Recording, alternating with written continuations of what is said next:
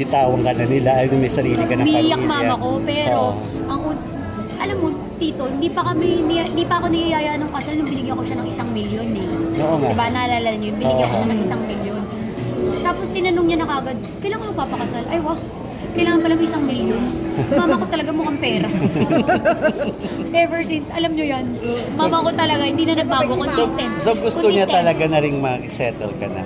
Hindi, akala ko nung una, na-carried away lang siya, na parang, wow, bakit binigyan ka lang ng 1 million? Kailangan ka na agad mag-aasawa? Ano yan?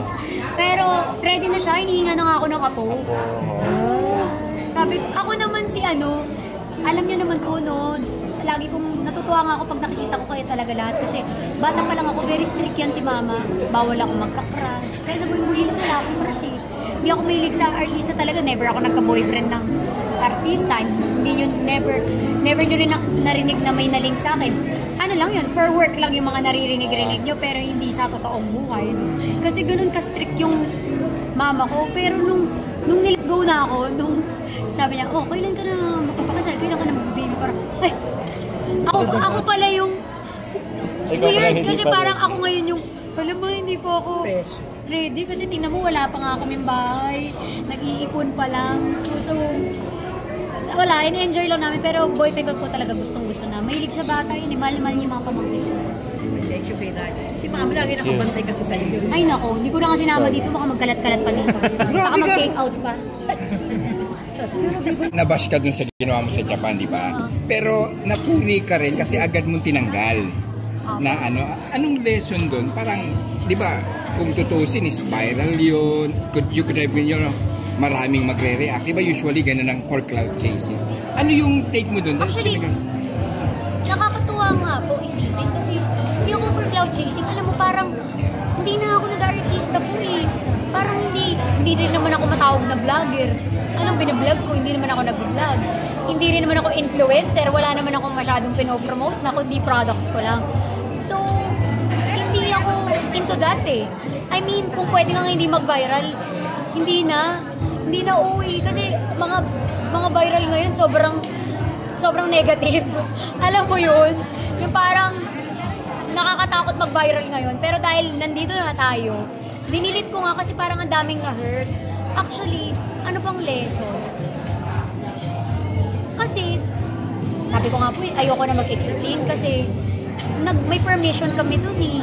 May permission kaming umakyat sa mga authority. Kaya parang, dapat hindi na ako nag-explain. But since ang daming na-hurt, tapos yung mga nakikita ko pa ng mga kamot, yung mga kapwa-Pilipino ko lang din po. So parang, ay nako, bastos yan sa mga Japanese. Eh nung nag-shoot po kami, yung mga Japanese, model daw ba ako? Alam mo yung amazed na amazed sila sa mga pinagagagawa ko. Kaya parang, ang tangi ko lang masasabi, I'm sorry kung talagang na-offend ko po kayo. And lesson, hindi ko masabi kung anong lesson po. Okay, okay. Parang, hindi, inisip ko nga kung anong lesson kasi parang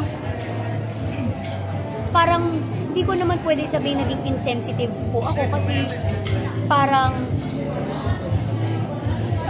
kahit hindi yun mag-viral o mag-viral, nasa isip ko po, gagawin ko pa rin yun. I mean, gagawin ko pa rin yung sinabi ng photographer ko. Kasi ang cute eh, di ba? Parang cool lang naman ng concept. Saka, nagpaalam naman po tayo. Last question sa akin, Kiray. Details lang about your wedding. May mga details na ba or something? Ano may details na sa wedding mo? Parang ganyan. Ano ba? Ano yung pwede mo lang i-share? Mga ninong-ninang, ngayon nga, sila Miss Marian, sila Kuya Dong, sila Mama Vice, Nanay Maricel, ano pa ba? May date na ba? SpongeBob ang team. Hindi nga, SpongeBob nga. Talaga, first time yan ha. SpongeBob ang team, Yellow, ganyan. December, pero sabi ko ayoko ipagyabang yung wedding ko kasi baka pag pinagyabang ko na gantong araw yung wedding ko, tapos pag nakita nyo, tsaka yung wedding ko, ayoko nga. Kaya hindi ko pinagyayabang kasi baka ang taas ng expectations nyo ngayon, lalo na CEO na ako, kaya dead man na lang ako. Kasi ano lang yun, simple-simple yan lang yun, saka mga close ko lang talaga po ng mga artist. Sa intimate, parang gano'n. Super po. Thank you, Kiray. Thank you.